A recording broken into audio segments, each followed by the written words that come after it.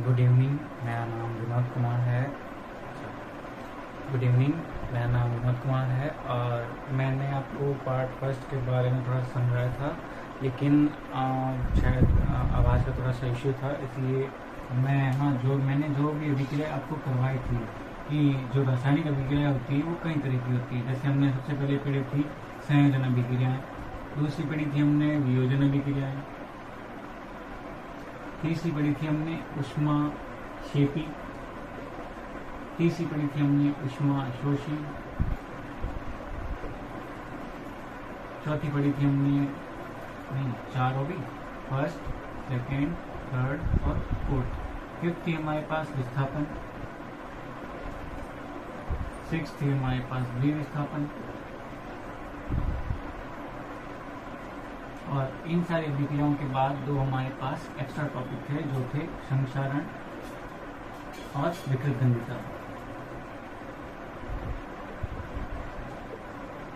इधर देखिए, ये सारी चीजें होती है। अब जो अभिक्रिया थी वो हमने समझाई थी कि अभिक्रिया किस टाइप की होती है, कि है ना, जो भी अभिक्रिया होती है अभिकारक और उत्पाद के आधार पर, है ना, ये तो होती है दो प्रकार की, है ना, कि अभिकारक के आधार पर कि कोई भी अभिकारक होता है, जैसे कोई भी अभिकारक है, जैसे हमने बताया था कि जो कोयले का दहन होता है, कोयले का दहन, हम लोग पूरा वापस डिटेल में भी बताऊंगा, ठीक है। कोयले का दहन होता है, अगर हम कोयले को जलाते हैं, कोयला क्या होता है, कार्बन का एक रूप होता है, तो अगर मैं कोयले को जलाऊंगा ऑक्सीजन की उपस्थिति में तो हमको CO2 प्राप्त होती है। तो देखो, दो या दो से अधिक अभिकारक अगर आपस में जुड़कर किसी एक उत्पाद का निर्माण करते हैं तब तो हम उसको बोलते हैं संयोजन अभिक्रिया, जो कि ये देखिए, है ना। जैसे अगर आपको लिखना हो तो वीडियो को पॉज करके आप लिख सकते हैं कि यदि कोई भी दो या दो से अधिक अभिकारक जुड़कर आपस में एकल उत्पाद का निर्माण करते हैं उसे संयोजन अभिक्रिया कहते हैं। फिर आता है कि हमारे पास वियोजन अभिक्रिया, ठीक है, ये तो है हमारे पास संयोजन का एग्जाम्पल। फिर आती है हमारे पास वियोजन।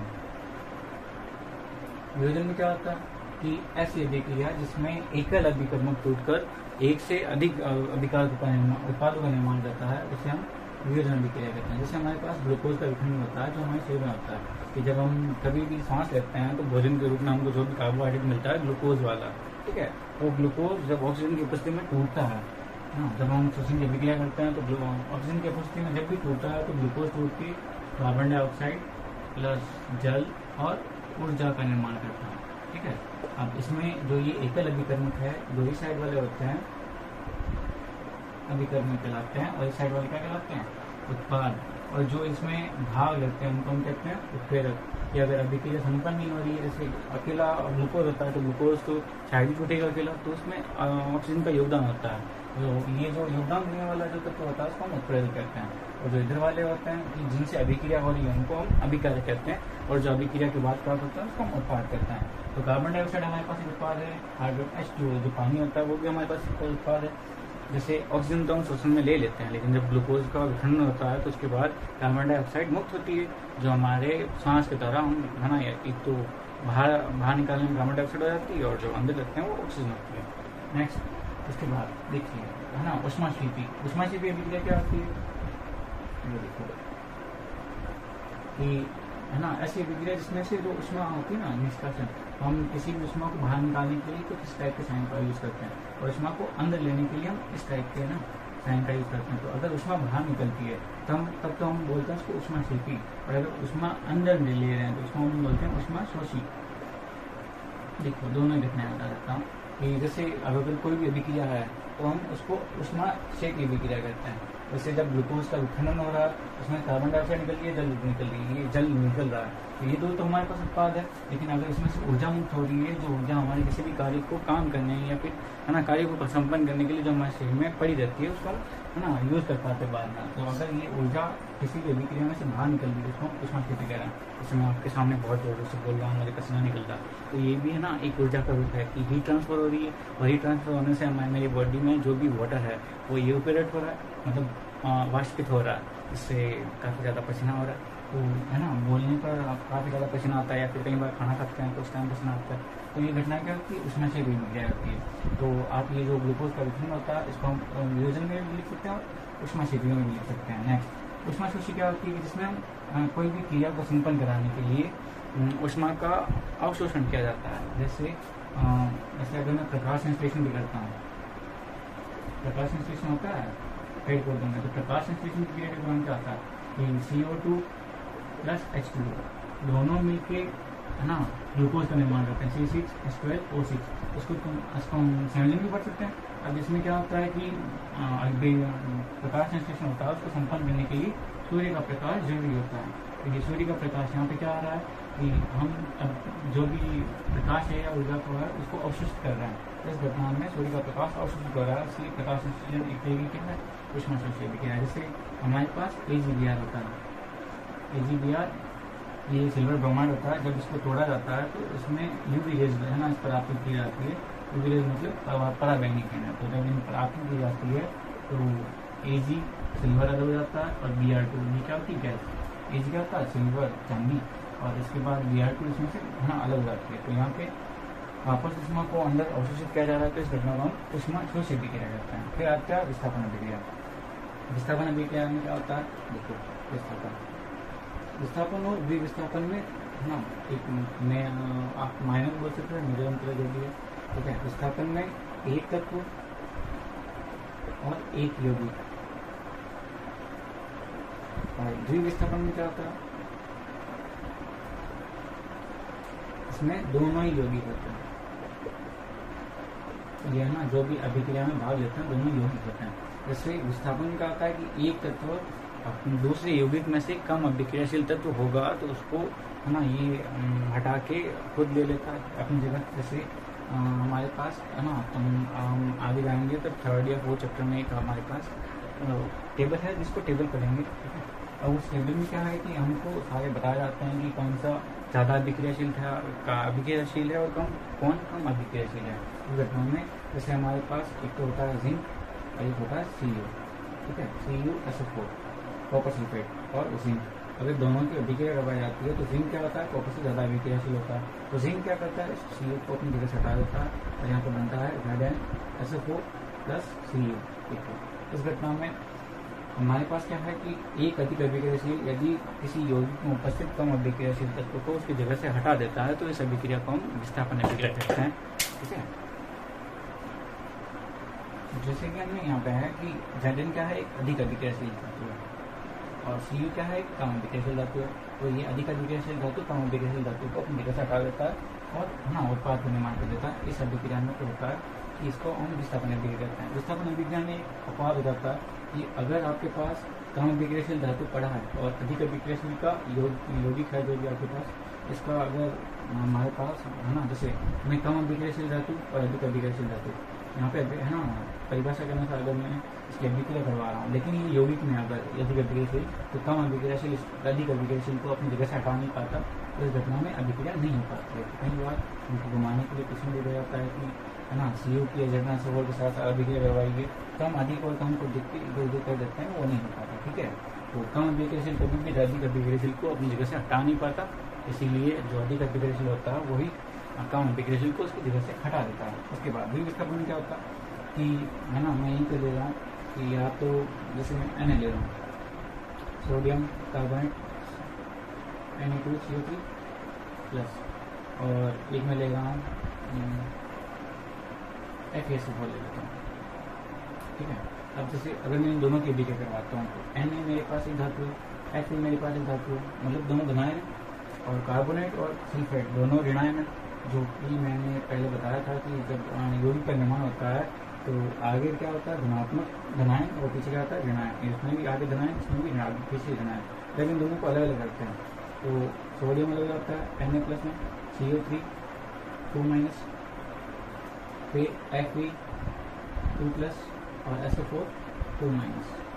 अब अगर मैं इनकी अभिक्रिया करवाता हूँ तो ये एक दूसरे के लिए क्या करते हैं है ना हट जा अपनी एक दूसरे के एक जगह से दूसरी जगह पे ट्रांसफर कर देते हैं। मतलब अगर आयनों का स्थानांतरण होता है किसी भी अभिक्रिया में तो उसको हम बोलते हैं विस्थापन अभिक्रिया। जैसे Na क्या होता है SO4 के साथ जुड़ जाता है और Fe CO3 के साथ जुड़ जाता है। यहाँ पे क्या बनता है कि Na2 SO4 और Fe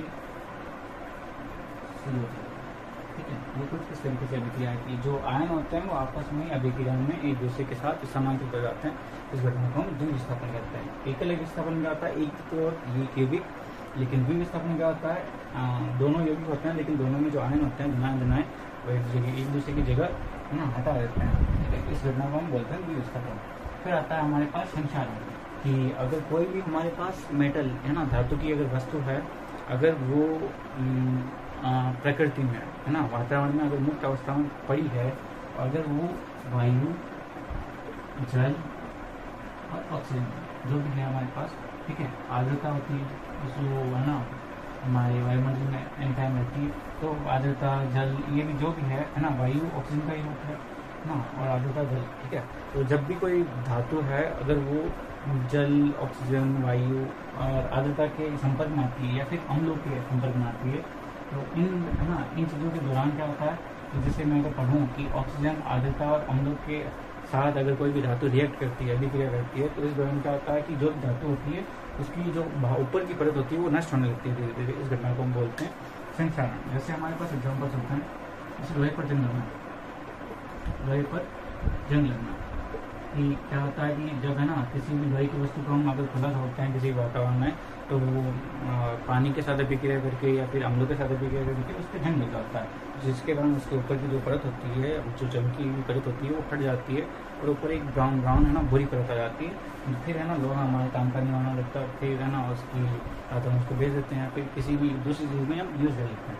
उसके बाद क्या होता है कि कॉपर, तांबा, कॉपर के ऊपर क्या होता है, हरे रंग की परत चढ़ने लगती है, कॉपर पर हरे रंग की परत चढ़ने लगती है, हरे रंग की परत, ठीक है, कि कॉपर होता है, वो भी अगर आप खुला छोड़ोगे तो उस पर है ना हरे रंग की परत चढ़ने लगती है। फिर आता है सिल्वर, चांदी,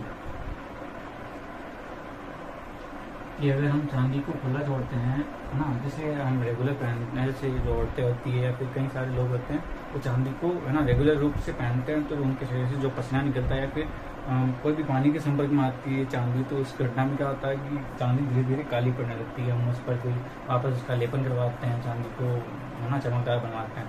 तो ये सारी घटनाएं क्या होती है जो हम रेगुलर रूप में देखते हैं, ये सारी क्या होती है, संक्षारण की होती है। संक्षारण क्या होता है कि अगर कोई भी धातु है, अगर उसको आप खुला वातावरण में छोड़ते हैं, तो छोड़ने पर ऑक्सीजन, आर्द्रता और अम्लों की उपस्थिति में इसकी जो बाहरी परत होती है वो धीरे धीरे नष्ट होने लगती है। इस घटना को हम संक्षारण कहते हैं।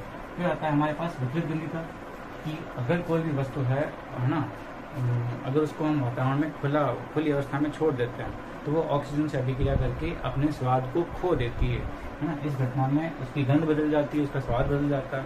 तो कोई भी खाने की वस्तु है, अगर हम उसको खुला रख छोड़ देते हैं, तो उस घटना में क्या होता है कि विपरीत गंधिता होने लगती है।